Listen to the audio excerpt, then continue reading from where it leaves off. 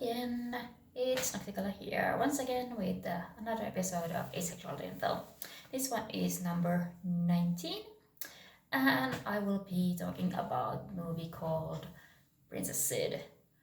If I move around a lot, it's because I am currently standing because I am in a hostel room and I had a real trouble finding proper lighting and angle, but let's go. And I am drinking litchi soda. So, sorry. Again, bad ankles. Yeah. Princess Sid is CYD. It's written and directed by Stephen Cohen. It's from 2017 and I watched it for the first time in 2020, probably on recommendation from someone on Tumblr, because it's one of those movies where even though people talk about its queerness, they don't actually acknowledge the aspect themes, which is a very common feature in this series. So it's about 16 or 17-year-old. The movie can do math. Sid Lowling, who comes from South Carolina to Chicago to visit her aunt for a couple of weeks, like 2 weeks actually. She's not getting along with her father because there is a huge tragedy that they are not dealing with. So that's why she's a teenager, so they're not getting along. So her father calls her his sister-in-law to, hey, can you take your niece for a couple of weeks? And she said, okay. So Miranda Ruth, played by Rebecca Spencer, is I guess a 40-something based on ages. Again, I'm not sure the movie can do math. So she's 40-something. She had a sister who died. That's the drama, at least part of it. Now she's a successful author. Actually, she's been quite a successful author for a long time because she's been writing and publishing books before she was even alive. But she has just released her newest one. She's also in academia, but her newest book is being very successful and gotten a good reception. So she's goes out on Q&As and stuff like that, and fans come up to ask for autographs and stuff like that. So she's very successful in her professional life. And but as Sid comes into her life, she starts needling her about certain things, like there's also like they have this kind of spiritual divide. Sid is pretty much an atheist, while Miranda is religious in some ways. He goes to a Lutheran church, which, yay! I'm not a Lutheran anymore, but I was, and I'm not sure what kind of Lutheran church is in Chicago, because I know those two have split in America, but I assume it's a progressive one. And because she has, Miranda does have a very wide and diverse friend group. There's either from academia or writers' circles, or from church, or just normal people, like she says. But there's lots of diversity, except not necessarily in body type and like disability or anything that I could notice. But anyway, racially and sexuality wise and kind of gender wise, there's lots of variety. So she has a very successful professional life and social life. Every second Friday of the month, she arranges this kind of soiree where the aforementioned friends from academia, writing circles, church, and normal people come to mingle and talk about anything at all, and do readings and talk about whatever. So anyway, the Chicago atmosphere is very good for Sid. I mean, like she likes running, she likes soccer, she's not much of a reader, but she still finds Miranda to be interesting, and her friendship circle is interesting and stuff like that. So it's not a movie where not that much happens. It's like a couple of weeks in the slice. It's a indie slice of life movie. Sid comes to Chicago, realizes she's queer in some way, and then she leaves, and she now has a actual relationship with her aunt, which is nice. So the aspect teams in the movie.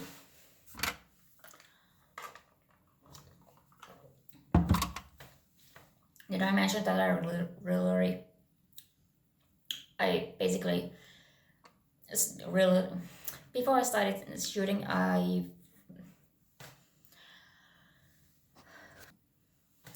like literally right before I started shooting this, I finished rewatching the movie.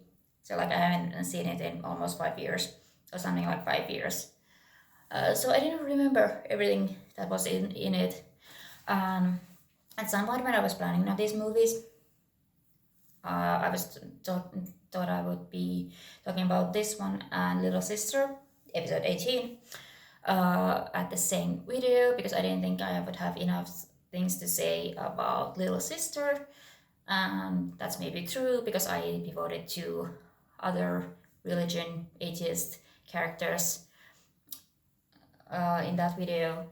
But actually, they would have actually fit rather well together because, like, I'm gonna get the Facebook teams. I just started. This is very rambly video. Sorry. So, like, yeah, religious themes are also very present in this movie in a very nice, low key way that I like. It didn't get into a shouting match. It was like somebody's casually religious and someone is casually atheist and they can get along, and that was nice. Now the aspect teams. So, like I said, Miranda Ruth is a 40-something successful author, academic, and she has a big friendship group. And she also happens to have this friend, Anthony, a gorgeous black man. I should have looked up who plays him. I will maybe put that in the comments if I remember adding it into the comments. And so she has a male friend that she's been friends with for a couple of decades. Probably they were in grad school together, and of course, people are kind of making comment, especially Sid. She's immediately like, "Ooh, is this a friend or a friend or whatever?" And like, maybe you should hook up between him. And even like Anthony's mother is actually like trying to match make them like they are at the soiree. Anthony's mother is there. She's telling a story about how she basically drove Anthony to all his dates, and that and I can also drive you two somewhere if you want. And it's treated anytime someone talks about like these two should hook up, it's treated with this kind of like not gonna happen, or we'll find a few to suggest just a thing, which I liked. Like there's some vague tension, but it's more like it's not gonna happen, but people think it's gonna happen. So like, yay, heteronormativity. But there's more. So like basically, when it comes to Miranda, she's successful in most of her lives, except she doesn't really care for romance. Sid straight up asked, "Do you think about dating again or something?" And she's like, "Not really." And then, when's the last time you had sex? Because there's a lot of sex talk in this movie. Some of it's quite explicit, or maybe just to me. But anyway, there's sex talk, and that includes Sid asking her 40-something aunt, "When's the last time you had sex?" She's like, "Oh, let me remember. Oh, yeah, I guess it was 5 years ago. There was some guy at the hotel at some kind of convention."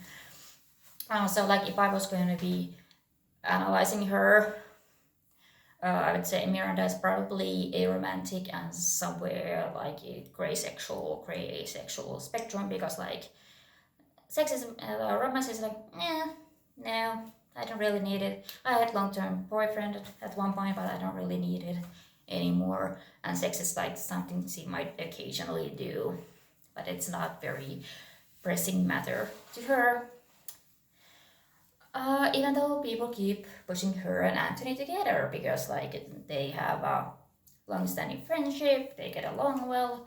Anthony asks her for advice on his book and stuff like that. And I think in some movies I could see it developing in that direction, but I think this movie is kind of adamant and that it's not gonna happen um, because both Anthony and Miranda make it clear that it's not gonna happen. I mean, there's some tension, but like towards the end of the movie, they are having another party, like a block party, and Anthony is like looking after another woman's kid for a moment, and Miranda is asking like, "Is she divorced?" And she's like, "Yeah," and then he's like, "You should go for her. It's like very much like there maybe could be something in some version of this movie, but in this one Miranda is like very much, yeah, I'm not gonna be for you, I'm not gonna date you, you should find someone who could make you happy." So I like that. um I think that's what's it. But then I said I was gonna come back to the fact that this is written and directed by a man. There's unfortunate moments of male gaze, like straight up male gaze.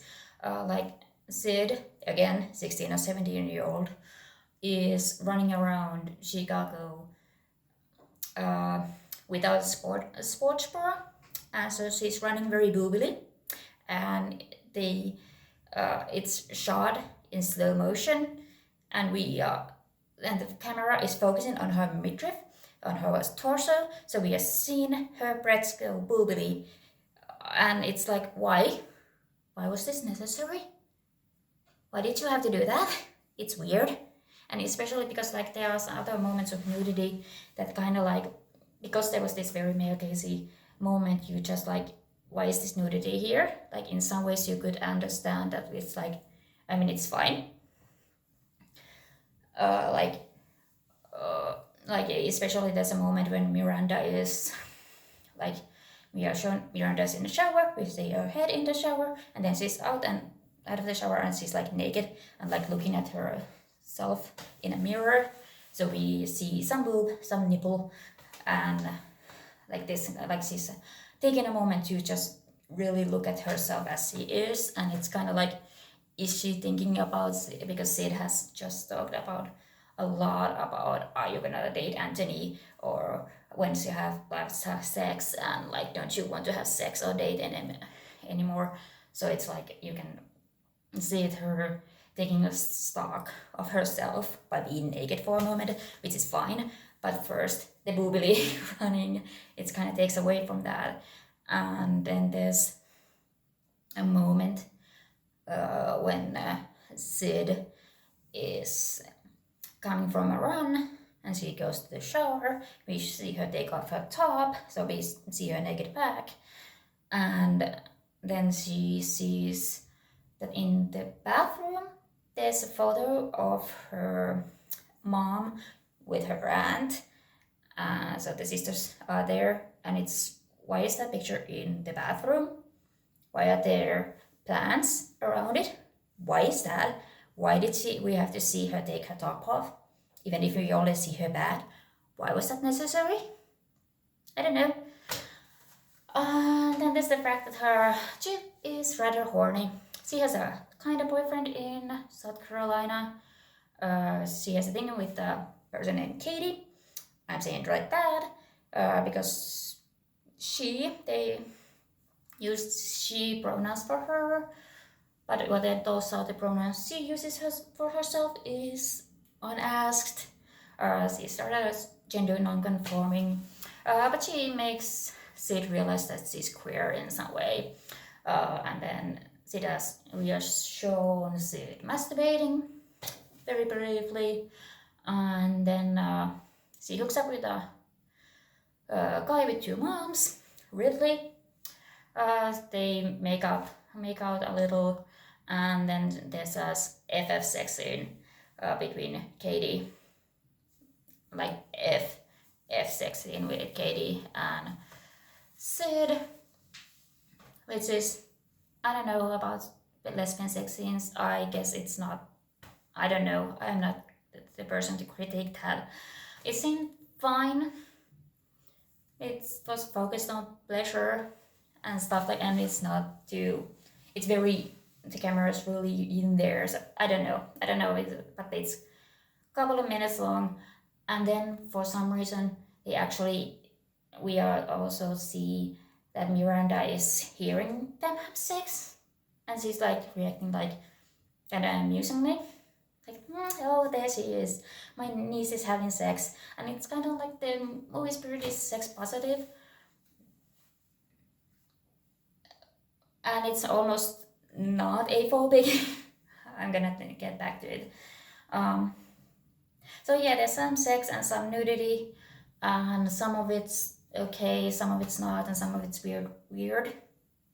And like in general, I feel like there's this idea that Sid is sexualized vibe going on in the movie sometimes. Like at one point, Sid wants to just go lay in the grass and sunbathe, so she's asking Miranda to put some sunblock on her back, and she has a two-piece swimsuit. It's not very revealing. It's like mostly like almost a sports bra type top and shorts, stuff like that. So it's not very revealing, but it's kind of this weird. Like, is this supposed to feel weird that an aunt is putting sunblock on her knees? It's weird.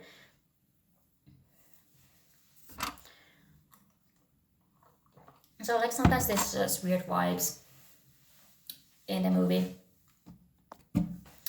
Another warning, in around 57 minutes in, Katie gets into a very threatening situation. Like there's a threat of sexual assault. Like 10 minutes later find out that nothing happened to her, that she could handle the situation, but it ends up being very uncomfortable, left alone at a very uncomfortable time, because like Katie is threatened by her new brother's friend, who's now their roommate, kind of vaguely sexual assault, threatening behavior, and then we just don't hear from her, and in fact we get Sydney making out with a dude almost randomly there. So it's like, oh, there's just weird vibes occasionally.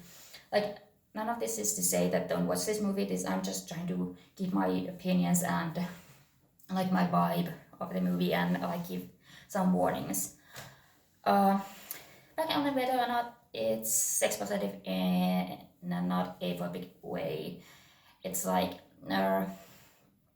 again, at one point, like basically they have had this soiree, they are cleaning up, and like Miranda's like, ooh, I have some cake my friend brought, I'm gonna get a little bit more cake for myself. Like it's supposed to be this happy, they had a slight disagreement, good moment. But then Sid is like, if you had more sex, you wouldn't feel the need to eat as much. Which is like, yikes. And like she immediately, sorry, that was a nasty thing to say.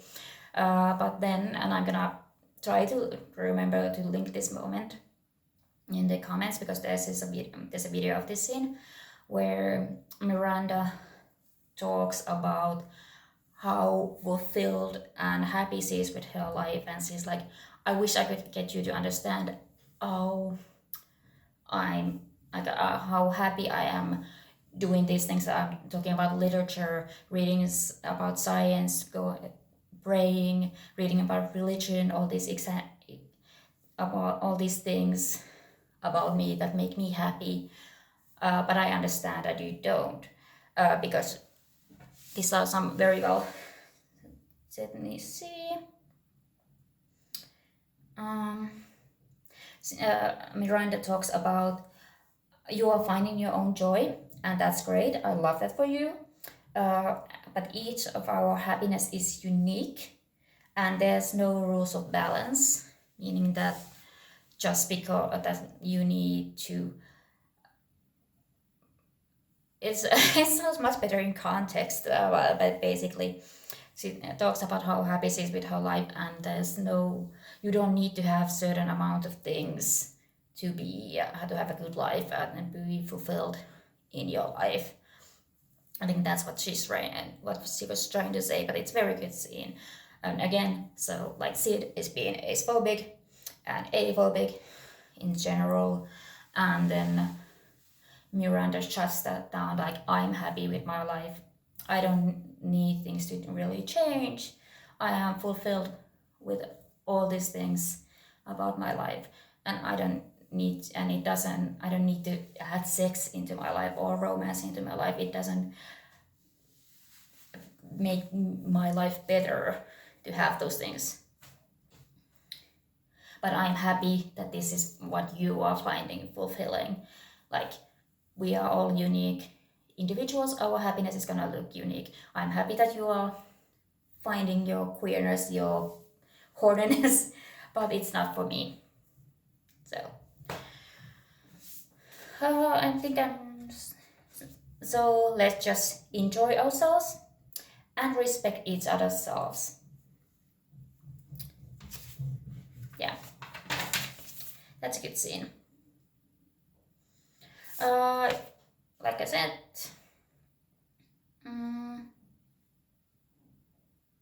yeah, then there was like stuff like that. Miranda's, like most of Miranda's characters that she writes about are like single or divorced, or their marriage is falling apart.